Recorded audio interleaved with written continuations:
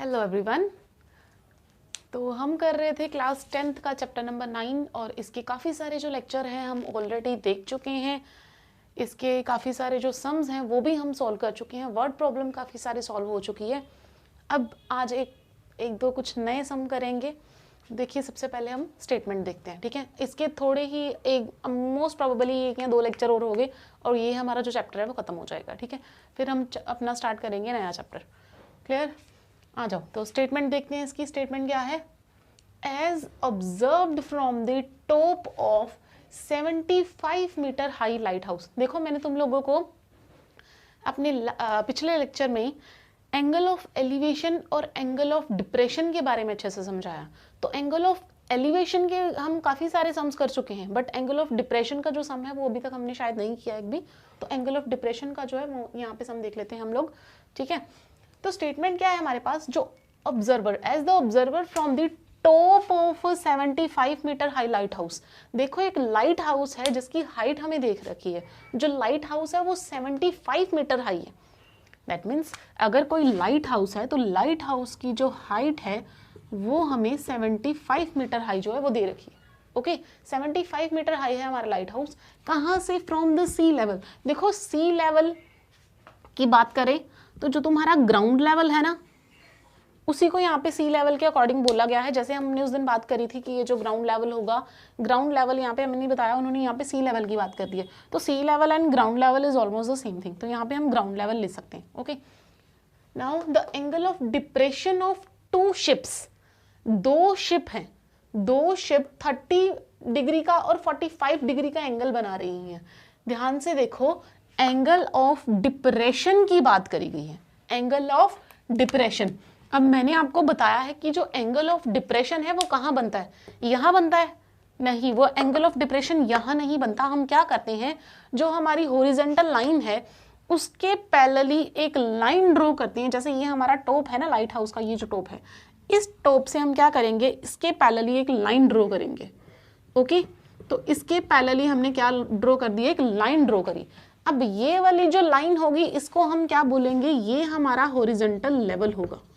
क्या है ये हॉरिजॉन्टल लेवल है। क्लियर है? तो हॉरिजॉन्टल लेवल के साथ ही हम क्या बनाते हैं? अपना एंगल ऑफ डिप्रेशन। तो जो एंगल ऑफ डिप्रेशन है वो कैसे बनेगा? दो शिप्स हैं, एक शिप है 30 डिग्री और एक शिप है 45 डिग्री। ओके, एक शिप हमारे पास कितनी है? 30 डिग्री और दूसरी शिप है 45 डिग्री। जो पहली शिप है वो 30 डिग्री, दैट मीन्स ये है हमारे पास पहली शिप। ओके, कोई भी नाम दे दीजिए। ये टावर था, इसको हमने नाम दे दिया कि ये जो ए बी है, A B is a tower. Okay, तो ये जो एंगल बना रहा है यहाँ पे 30 डिग्री का एंगल बना रहा है। ओके, 30 डिग्री का ये जो एंगल बना रहा है, sorry wait a minute, angle of depression की बात कर रहे हैं ना हम यहाँ पे भी। यहाँ एंगल नहीं बनेगा, एंगल ऑफ डिप्रेशन की बात कर रहे हैं कि ये जो शिप है ये हॉरिजॉन्टल लाइन के साथ 30 डिग्री का एंगल बना रही है। ओके, कितना एंगल बना रही है? ये 30 डिग्री का एंगल बना रही है लाइन हॉरिजॉन्टल लेवल के साथ। यही लाइन ऑफ साइट होगी ना। तो ये जो लाइन ऑफ साइट है, इस लाइन ऑफ साइट से देखो यहाँ पे कोई ऑब्जर्वर होगा। ये ऑब्जर्वर यहाँ पर जो शिप है हमारे पास, कोई नाम देते देते हैं, ये शिप हमारी सी है। ओके, तो इस सी शिप को वो जो ऑब्जर्वर है वो देख रहा है, तो उसका जो लाइन ऑफ साइट और हॉरिजॉन्टल लाइन के साथ जो एंगल बन रहा है वो एंगल ऑफ डिप्रेशन जो है वो 30 डिग्री का एंगल बन रहा है। ओके, क्लियर है? पहली जो शिप है वो कितना एंगल बना रही है? 30 डिग्री का एंगल बना रही है with the horizontal line and line of site. यही होगी ना line of site. This is line of site. Line of site आपको क्लियर होना चाहिए। अगर नहीं पता लाइन ऑफ साइट क्या है तो लास्ट लेक्चर जाके देखिए, वहां पे आपको क्लियर हो जाएगा लाइन ऑफ साइट क्या है। Okay, horizontal level. Horizontal level ये है जो हमने क्या किया है? पैरेलली ड्रॉ किया है अपने ये नीचे वाली जो हॉरिजॉन्टल लाइन थी उसकी। ओके, अब एक शिप की बात हो गई, उसने कितना एंगल बनाया? 30 डिग्री। जो दूसरी शिप है वो कितना एंगल बना रही है? 45 डिग्री का। देखो, दूसरी शिप यहीं कहीं होगी हमारी दूसरी शिप। तो ये जो दूसरी शिप है ये कितना एंगल बना रही है? ये एंगल बना रही है, एंगल ऑफ डिप्रेशन बन रहा है 45 डिग्री का। एंगल ऑफ डिप्रेशन, और वो जो एंगल है वो कितना एंगल बन रहा है? हमारा एंगल बन रहा है 45 डिग्री का। तो 45 डिग्री का जो एंगल बनेगा वो कहाँ बनेगा? 45 डिग्री का एंगल ये रही हमारी हॉरिजॉन्टल लाइन। तो ये जो हॉरिजॉन्टल लाइन है ये और ये जो लाइन ऑफ साइट है, अब लाइन ऑफ साइट ये होगी ना, क्योंकि हमारी जो दूसरी शिप है वो ये है, तो ये जो दूसरी शिप है दैट मीन्स जो डी शिप है इसकी लाइन ऑफ साइट ये रहेगा, ये है इसका लाइन ऑफ साइट। ओके, तो ये है इसका लाइन ऑफ साइट और हॉरिजेंटल लाइन हमारे पास ये है। तो जो हॉरिजेंटल लाइन है और जो लाइन ऑफ साइट है, इन दोनों के बीच में जो एंगल बनेगा वो एंगल अब 45 डिग्री। दैट मीन्स यहां से लेकर यहां तक जो पूरा एंगल बनेगा वो कितना होगा, 45 डिग्री का। क्लियर है ये? अभी हमने सिर्फ बात करी है कि एंगल ऑफ डिप्रेशन कहाँ कहाँ बन रहे हैं हमारे। दो लाइन ऑफ साइट बनी यहाँ पे क्योंकि दो शिप्स की बात हो रही थी। यहाँ ऑब्जर्वर है, यहाँ से वो क्या कर रहा है, दो शिप्स को देख रहा है, एक शिप सी है एक शिप डी है। तो दो शिप्स को अगर देखा जा रहा है तो दोनों का एंगल जो है वो अलग अलग बन रहा है। एक शिप का एंगल 30 डिग्री बन रहा है हॉरिजॉन्टल लाइन और लाइन ऑफ साइट के बीच में, जो दूसरी शिप है उसका एंगल 45 डिग्री बन रहा है horizontal line and line of site के बीच में। तो ये दो एंगल बन गए। अब हमने करना क्या है, next statement, if one ship is exactly behind the other. ये देखो, ये फर्स्ट शिप थी, ये सेकंड शिप, दोनों क्या है, बिल्कुल एक दूसरे के पीछे, exactly behind the one another on the same side of light house. ये लाइट हाउस है, लाइट हाउस के बिल्कुल सेम साइड पे। देखो ये फर्स्ट शिप, ये सेकंड शिप, दोनों शिप्स हैं। Find the distance between the two ship.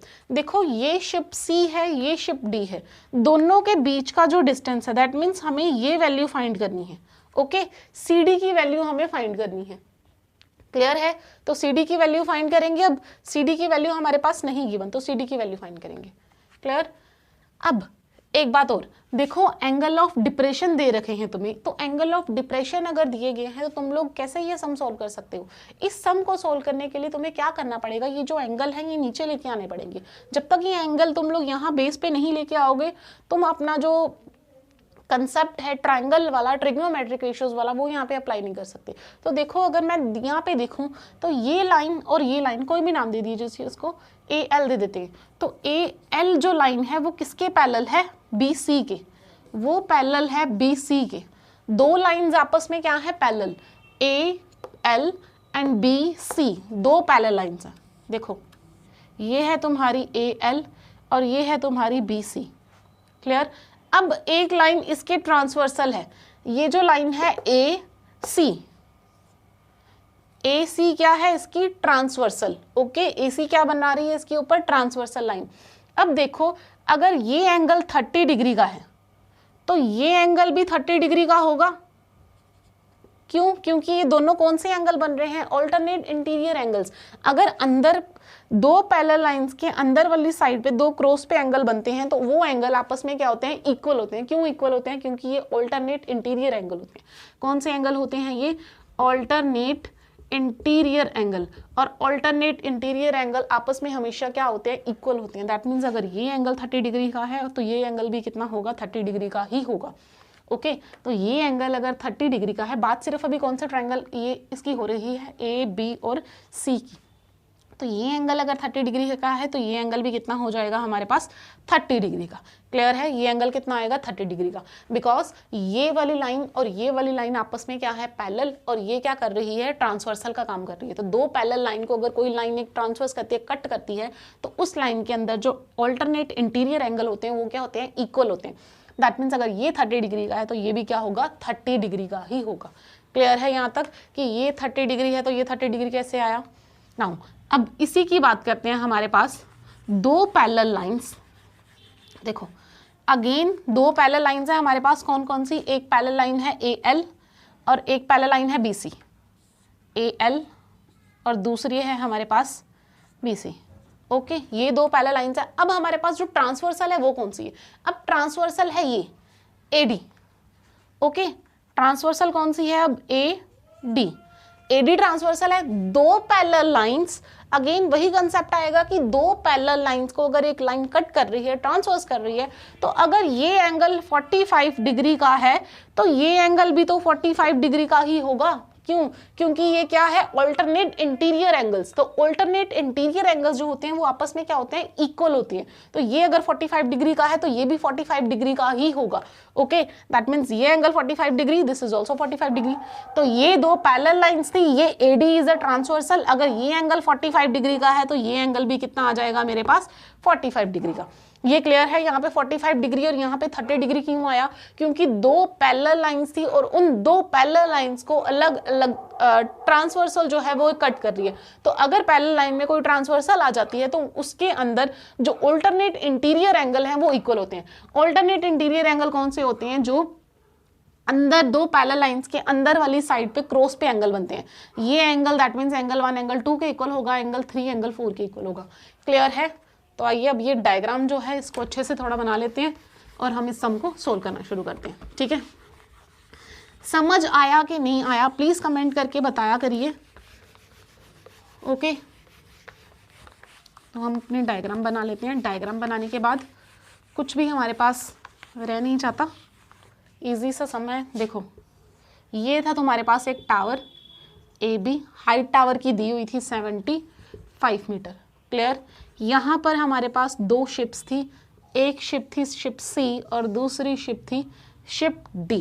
Okay, that is B, naming करनी most important, A B C and D. यहाँ हमारा एंगल बन रहा था 30 डिग्री और यहाँ पे हमारा एंगल बन रहा था 45 डिग्री। क्लियर है यहाँ तक? अब हमें फाइंड क्या करना था? हमें फाइंड करना था find the distance between the ships. देखो, दो शिप है हमारे पास, एक है शिप सी और एक है शिप डी।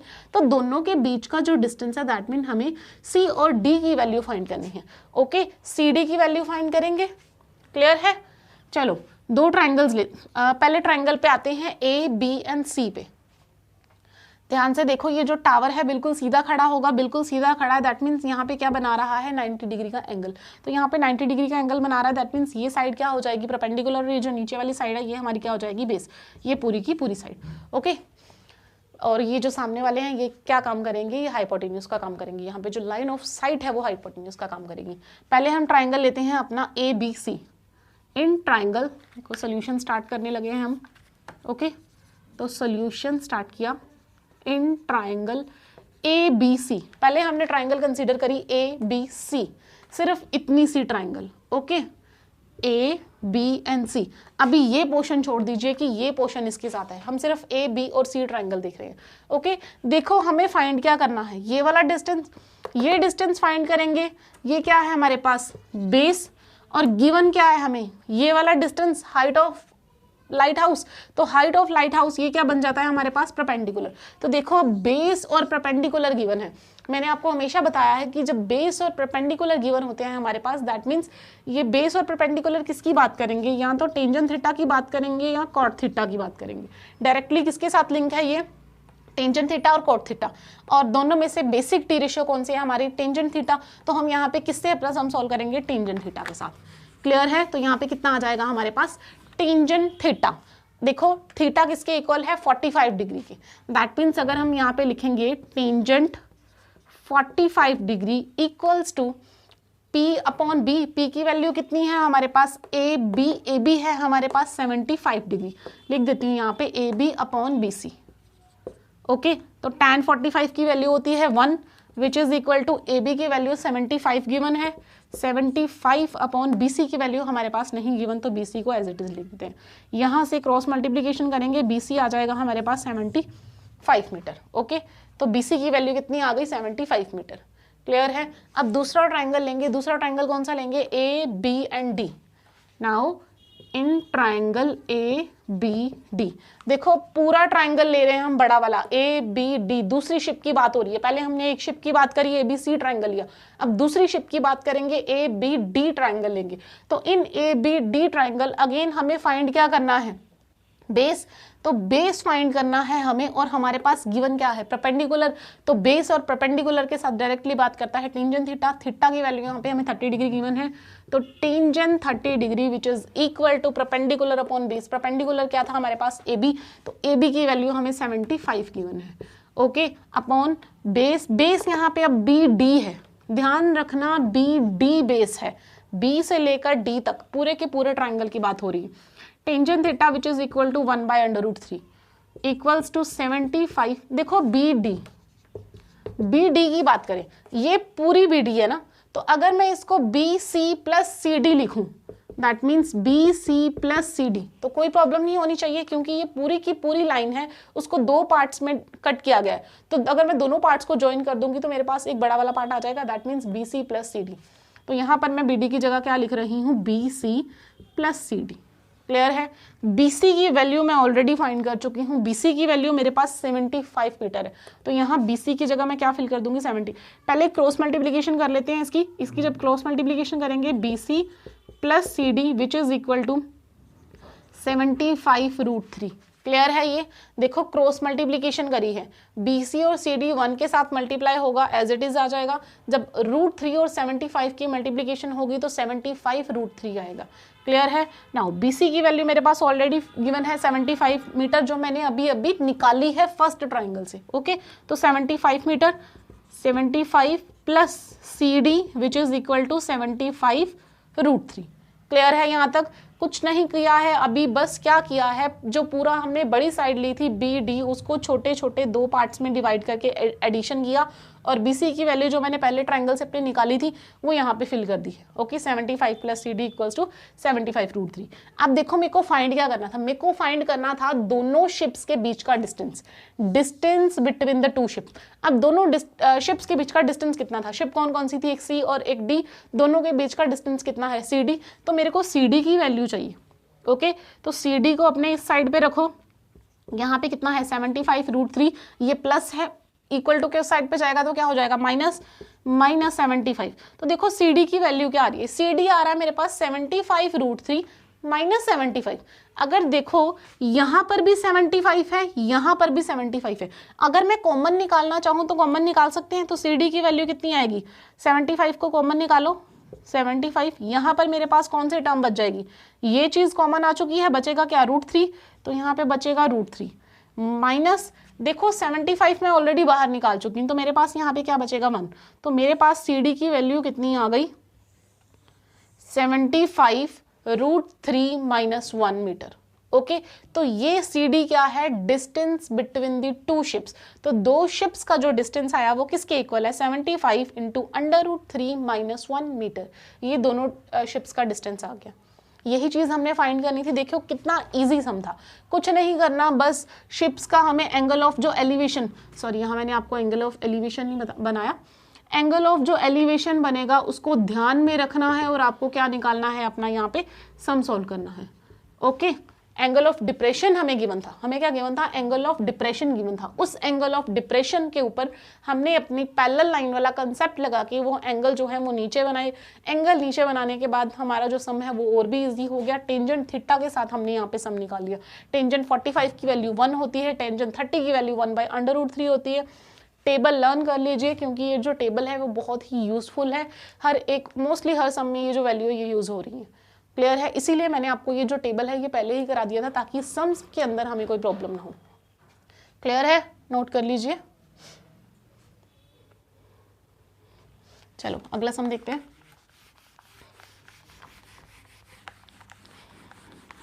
देखो अगर किसी ने टेबल अभी तक नहीं लर्न किया तो प्लीज टेबल को लर्न कर लीजिए, बिकॉज टेबल की जो वैल्यूज हैं, साइन रेशियोज की जो वैल्यू हैं वो टेबल के अंदर आती हैं, और वो वैल्यूज मोस्टली हर सम में यूज हो रही है।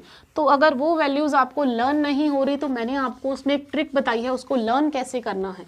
ओके, तो वो टेबल वाला जो लेक्चर है हमारा, वो टेबल वाला लेक्चर जाके देखिए और उसको अच्छे से लर्न करो ताकि आपको जो टेबल की सारी वैल्यूज लर्न हो जाए और सम्स को सोल्व करने में कोई दिक्कत ना आए। ओके, नाउ अगला सम देखते हैं हम। अगला सम है हमारे पास, the angle of elevation, the angle of elevation of the top of the tower, of the top of the tower from 2 points, from 2 points at a distance of 4 meter at a, नीचे लिख देती हूँ,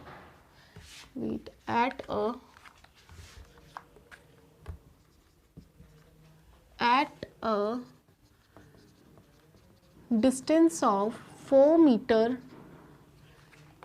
and 9 meter from the base of the tower, from the base of the tower,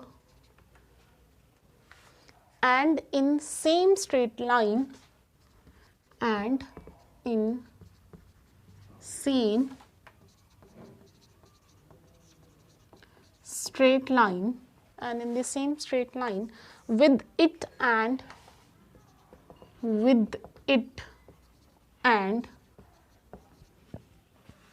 complementary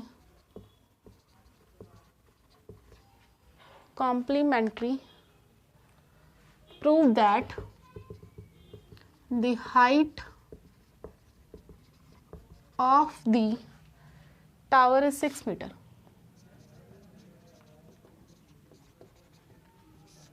ध्यान से statement को पढ़ो। देखो इस टाइप का अभी तक फिलहाल हमने कोई सम सोल्व नहीं किया है, ठीक है। तो देखो the angle of elevation of the tower from the 2 points, 2 point से एंगल ऑफ एलिवेशन की बात करी है। ओके, डिस्टेंस दोनों का दे रखा है, एक का 4 मीटर और एक का 9 metre from the base of the tower. Base से दोनों का डिस्टेंस, एक का 4 मीटर है, एक का 9 मीटर है। देखो यहाँ हम बनाते हैं angle of elevation of the top of the tower. देखो ये एक टावर है, तो जो टावर है उसकी हाइट हमें नहीं गिवन, हमें प्रूफ करने को बोला गया है कि जो टावर है उसकी हाइट 6 मीटर है। ये प्रूफ करके बताओ कि 6 मीटर ही आनी चाहिए उसकी हाइट। हमने अभी बनाया यहाँ पे अपना एक टावर जिसकी हाइट हमें नहीं गिवन। ओके, तो हमने मान लिया ये जो ए बी है कोई टावर, इसकी हाइट क्या है, h मीटर। ओके, तो h मीटर हमने इसकी हाइट मान ली। Then at a distance of 4 metre and sorry angle of elevation बन रहे हैं, 2 एंगल ऑफ एलिवेशन बन रहे हैं। एक है टावर से, टावर के जो फुट है वहां से 4 मीटर दूर, यानी कि एक यहाँ पे बनेगा एंगल ऑफ एलिवेशन, हम यहाँ पे बना लेते हैं। यहाँ से लेकर यहाँ तक का जो डिस्टेंस है वो 4 मीटर है। क्लियर? यही बताया गया है कि जो फुट से है from the base of the tower, जो टावर का बेस है उसके बेस से 4 मीटर दूर एक एंगल बन रहा है। दैट मीन्स यहाँ पर एक एंगल बनेगा। ओके, तो यहाँ पर एक एंगल बन रहा है हमारा। डोंट नो कौन सा एंगल बन रहा है, यहाँ पे एज्यूम कर लो कि यहाँ पे थीटा एंगल है। ओके, यहाँ पे कितना एंगल है, थीटा एंगल है।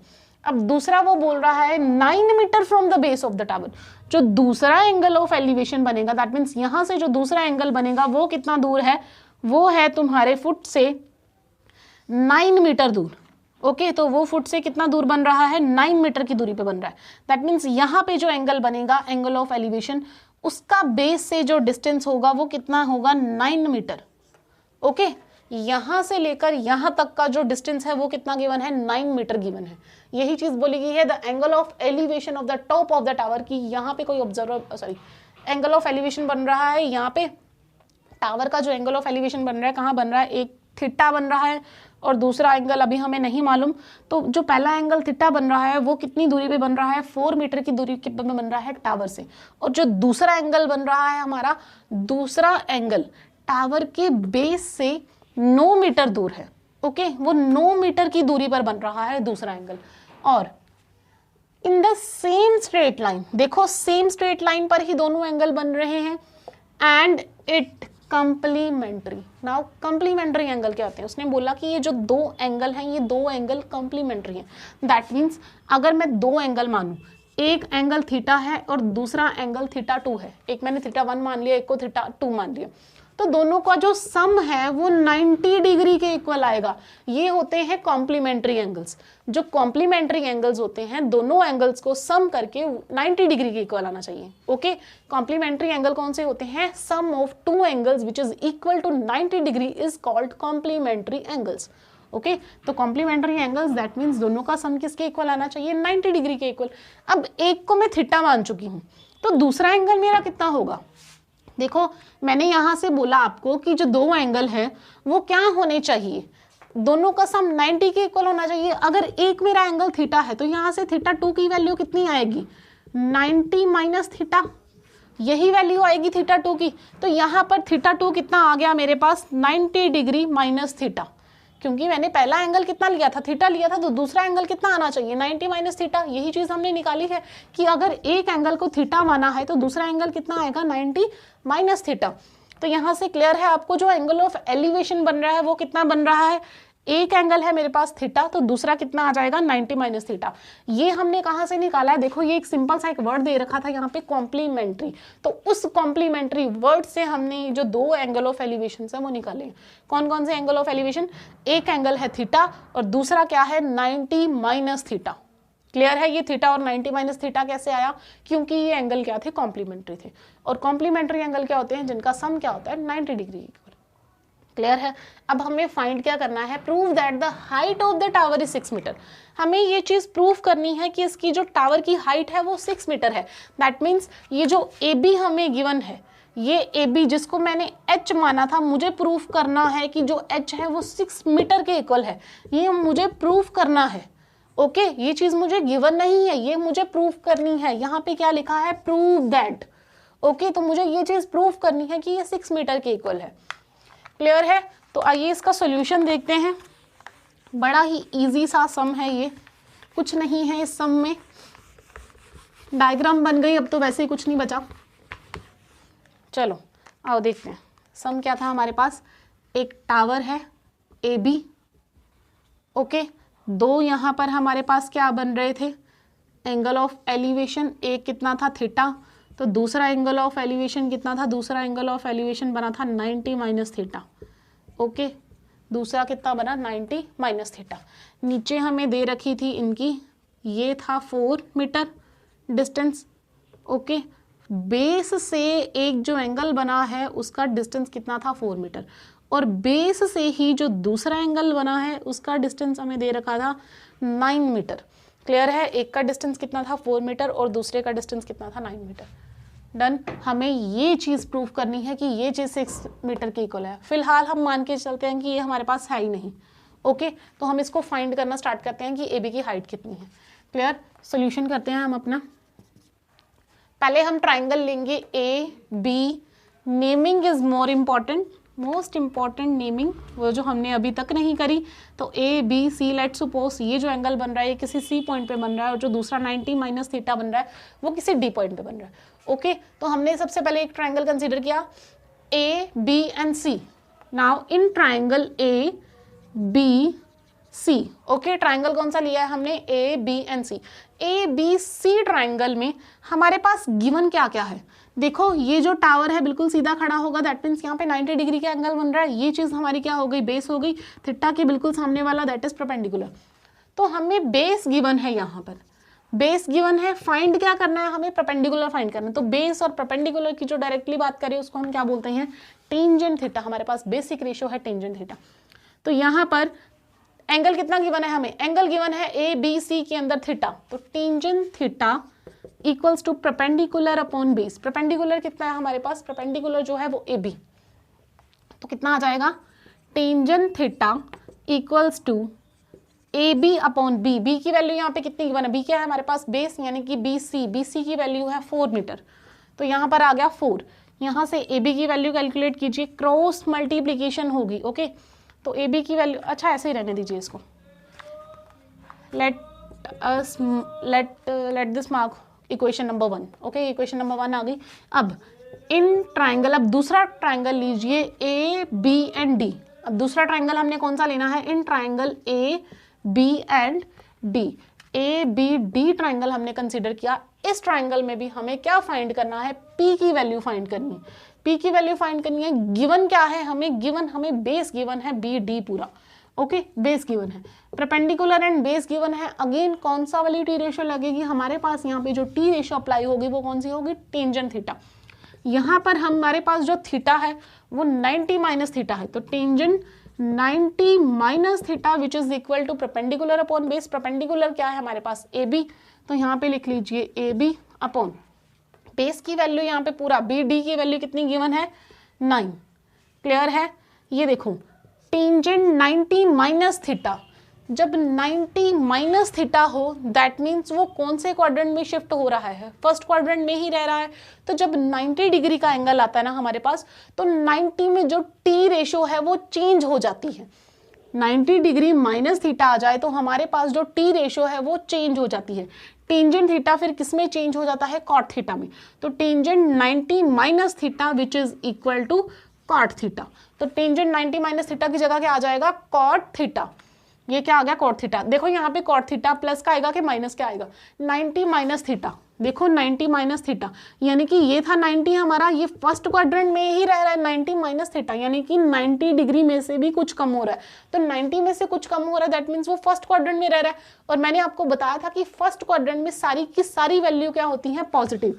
All values are positive. तो यहाँ पे कॉट थीटा भी क्या आ गया हमारा? पॉजिटिव में, इसलिए यहाँ पे कोई नेगेटिव साइन नहीं आया। तो cot theta is equal to AB upon 9। इसको मार्क कर लो इक्वेशन नंबर 2। हमें वैल्यू किसकी चाहिए? AB की। AB ही है हाइट ऑफ टावर। तो equation number 1 and equation number 2 को आपस में क्या करा दीजिए? Multiply. Now multiply equation 1 and equation 2।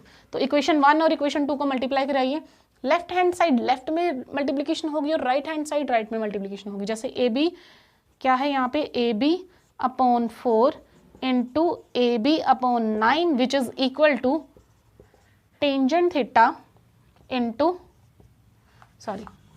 Tangent theta into cot theta. Clear है? देखो यहाँ पे AB upon 9, AB upon 9, AB upon 4, AB upon 4, then tangent theta, cot theta. Clear है?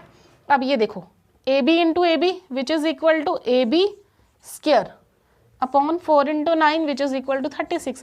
Now tangent theta into cot theta, ये किसके equal होता है? ये देखो टेंजेंट थीटा, कॉट थीटा को मैं 1 अपॉन टेंजेंट थीटा लिख सकती हूँ। बताया हुआ है ना, cot theta is the reciprocal of tangent theta. तो ये देखो टेंजेंट कैंसिल हो गई, यहाँ पे हमारे पास क्या बचा? 1। दैट मीन्स हमारे पास यहाँ पे वैल्यू क्या आई है? AB square upon 36 which is equal to 1। यही है AB square upon 36 equals to 1। Now cross multiplication कीजिए, AB square equals to 36। AB square किसके इक्वल आ गए? 36। यहाँ ऊपर सॉल्व कर देती हूँ। AB स्क्वायर जो है वो किसके इक्वल आ गया? 36 के इक्वल। अब ये क्या है? स्क्वायर है तो उधर जाके क्या हो जाएगा? रूट बन जाएगा।